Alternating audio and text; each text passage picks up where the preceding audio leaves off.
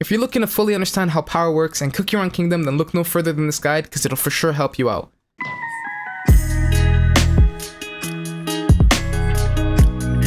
Yo, what's going on guys, it's Mookie, and in today's video I'm going to be covering all things regarding cookie power in Cookie Run Kingdom. I'm going to be covering how it works and what it actually means and why it's not always what it seems, all the methods you can use to upgrading your cookies and in turn upgrading your cookie power, and what I would prioritize in regard to those methods. So without further ado, let's hop right in. Starting off, we're going to go look at my Sea Fairy as an example, followed that with my Holly Bear. We're going to look at these two for the example. As you guys can see, my Sea Fairy has 70,000 HP and 156,000 power. But if you look over at my Holly Berry, you guys are going to notice she has way more HP, way less attack, but almost 100,000 less power. This is essentially telling you guys that this number means nothing, because this number is heavily impacted by the attack number as well as the crit number, so it scales a lot with the attack percent and crit percent, which isn't always good for every cookie. So for someone who's an attacker like Sea Fairy, that's why the number's so high, because I have such crazy attack as well as crit rate. But if you guys also look at someone like my Vamp, his number's super high, again, crazy high crit as well as crazy high attack. Now this is super important and I really want you guys to focus on it. This number is not useful. This number should not be used as a unit of measurement to justify whether your cookie is built correctly or poorly. What should be used is knowing what toppings they're on, what topping works the best for the cookie, as well as the substats. What I mean by that is we'll use Vamp for the example here. There's basically two routes I believe you could go about this. You can experiment all the toppings like I did and read through them and try out to see what works until something sticks, or you can simply search it up if you guys just don't want to go through all the hassle of experimenting. I enjoy theory crafting though, so by all means I hopped in and I saw that Vamp is a damage dealer. I could tell by he sits all the way in the back, he's an ambush class, as well as his ability reads off like he's a big single target hitter. I've played other games similar to this, so I knew I wanted to build him on high attack and high crit. Crit is going to multiply in with your attack percentage to give you a nice critical hit, multiplying the overall damage. So that's basically what I did. I went through all the toppings and I found out the best topping set for him is going to be Searing Raspberry, because it provides so much attack when you equip 3 and then more attack when you equip 5. So I knew Searing Raspberry was his best in slot set. I went with that, I set it up, and then I started focusing on the substats down here. You can actually press this little icon over here to tell you if you got a good roll or a bad roll. So for this case, crit 2.8%, the highest crit could roll is 3%, so this is a really good roll in my opinion, because it's 2.2 away from being the highest roll it could be. So in summary, all you guys need to know is this number doesn't always mean anything. I would highly suggest looking up or experimenting the best topping builds for whatever cookie you're trying to build, and then focusing on the substats that work with their abilities. So Licorice, support character, I want to go cooldown, he does a lot of damage, maybe some attack in there. Again, the abilities to want to be used as much as possible, so Swift Chocolate. Knowing the best builds as well as substats is going to be 10 times better than trying to upgrade the power. You guys are going to go a lot further knowing that. And now with all that out of the way, I hope it made sense. Let me guys know if you need me to elaborate on anything further, or quite honestly, if you guys know something that I don't, because I love to always be educated, and as well as I want to provide the best information for all of you out there learning the game as well. Next up, I want to tell you guys how you can upgrade your cookies, which in turn is also going to upgrade your power level. To upgrade your cookies and actually get this number going and get your cookie getting places, you can obviously start off with the toppings. So we'll go to a cookie that doesn't have maxed out toppings. We'll use Onion Cookie for example. I'm trying to build a team of rare cookies, and that's why I'm building her up right now. As you guys can see, 23,409. I'm going to upgrade this topping right over here. We're going to get it auto upgraded to level 6. You guys can see as it's being upgraded, this number is going up very minimally.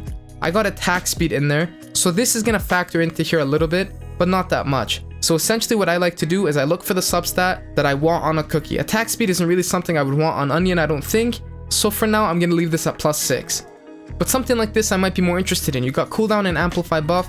So if I were to upgrade this, I would take it straight to level 12 to make sure it's maxed out.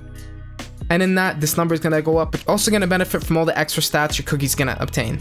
Another method you guys can always do is upgrading this. So as you guys can see, 23,644. I'm going to upgrade it once.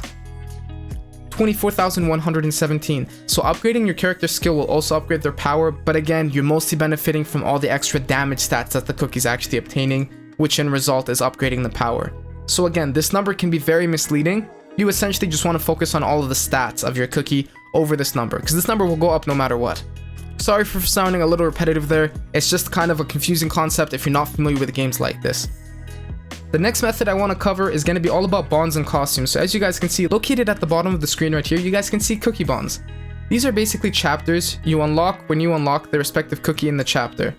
So as you guys can see, I haven't unlocked this chapter yet because I don't have Snow Sugar Cookie yet. But for something like the best birthday gift ever chapter, I have all of the cookies in here, and then for unlocking all of the cookies, all of your cookies will get 50 HP.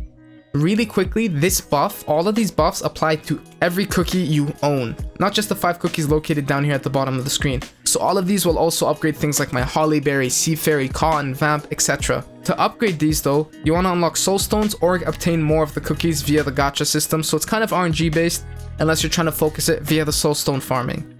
So once I get Chili Pepper Cookie over here, 3-starred, I will unlock this next bonus, giving all of my cookies 60 attack and 35 defense. It's pretty straightforward, and then on top of that, you have a very similar system in the costumes over here. So with this, you unlock all the costumes via the costume gacha, and it works the exact same way with costume sets. So right here, I'm missing Custard Cookie's Honorable Descendant costume, and once I unlock it, all my cookies will get all these extra buffs, and these are really nice buffs. 100 extra attack and 500 HP is a pretty significant buff to all of your cookies. Following that, the next method I want to bring up for you guys is going to be landmarks. So if we go over to build and then index, and on the second tab, you can see all of these landmarks right over here. I will let you guys know they are pretty expensive. Like some of them will go for 4,000 crystals. I believe this one's like 8,000. Yeah, things like this are a little much. I would highly suggest getting these early on, as in the long run, they're going to benefit you a lot. I understand a lot of you might be gacha crazy and just want to get the best cookies, but trust me, I would do this 10 out of 10 times over going for the cookies, because the overall stats here are going to help you more than if you unlock like an OP cookie and they don't have good stats. It's not really an OP cookie, right? It's not going to be that good. So you got stuff like the lion statue gives you attack percent, the snow globe to give you defense percent, and you guys can go through each one and see which one you like. I personally would focus on things that give you main stats, like once again, stuff like damage resist, attack percent. This one gives HP. I would focus on those first to make sure your cookies are nice and buffed up, and then maybe work my way over to stuff like the material goods and production time reduction. I will also let you guys know each one can be upgraded up to level 10. So as you guys can see, I have this maxed out. It reduces the time by 10%. It's nothing crazy, but it does add up in the long run. I have this one also maxed out, which gives all of my cookies an additional 10%. It's just extra stats, which is always useful in my opinion. Now really quickly, if you guys learned something new and are enjoying the video so far, I will ask that you leave a like and subscribe. It really helps my channel grow and it's greatly appreciated on my end. And with that, let's hop into the next method. So following the landmarks, you have the Sugar Gnome Laboratory. You unlock this a little bit later on, so for all the new players, I wouldn't stress about this too much. But once you do, it comes with a lot of amazing benefits. So we're gonna go over down here to cookies, and you guys can see you have Charge Cookie HP bonus. It's going to upgrade the HP very minimally, but all of these in the long run will add up. You also got ones that upgrade all the cookies HP. You can go further down the list for the defense bonus and then attack bonus down here. So I would highly suggest focusing a lot of these if you're struggling in the campaign. I myself didn't struggle too much in the campaign, so I focused more on my kingdom upgrades and such like that. But this is definitely a good method to upgrading and getting that extra little bit of bonus stats for your cookies. For the next method, it's going to be involved with the guild, so I would highly suggest joining a guild that's kind of active. Right now my guild has been going through a couple rotations. I'm usually the most active in my guild. Like if we go look at my guild battle, it's just basically me putting in all the work, and then everyone else has kind of just lost interest in the guild. So I might leave this guild and rejoin something else, but for now I'm happy with it. It's nothing too crazy. But with that, you're gonna have the guild museum over here and guild relics. These work the exact same way as cookie bonds as well as costumes, in that if you go to gallery info, you can see for upgrading all the pieces in this set, so you guys can see, upgrade 6 relics to level 4, coins from battles will go up 4%. These provide a lot of random benefits for your overall game, but this will increase, like something like this. It'll increase the attack by 100 for ambush cookies and ranged cookies, which is super awesome. All you gotta do is basically unlock the guild relics. You can unlock the guild relics via doing Cookie Alliance, or you can even go over to the Sea Harbor over here and go to the Rainbow Shell Gallery where you can buy one. So I'll buy one just for the sake of the video. And yeah, you're just gonna head over back to the guild. And with that, we're gonna go over the relics, and I'm just gonna I'm gonna donate it to my team.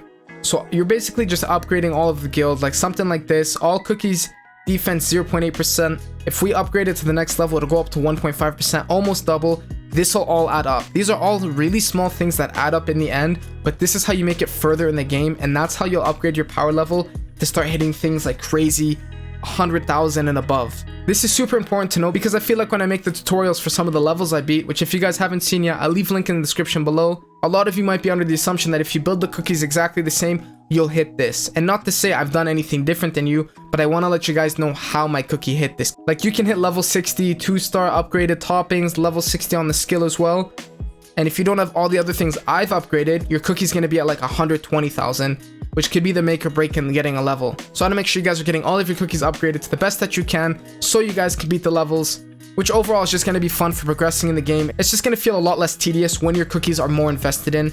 So if you guys follow all these methods, you're going to be well on your way to upgrading all your cookies and making sure they fit in an awesome team that's going to help you beat the majority of the game, and of course have some fun along the way. If you guys are interested in following me on other socials, you can check them out in the description below. Included in there's going to be my Twitch, where I stream a couple nights a week, so feel free to check it out. And with that, thank you guys so much for watching. I hope you guys have a great day, and peace.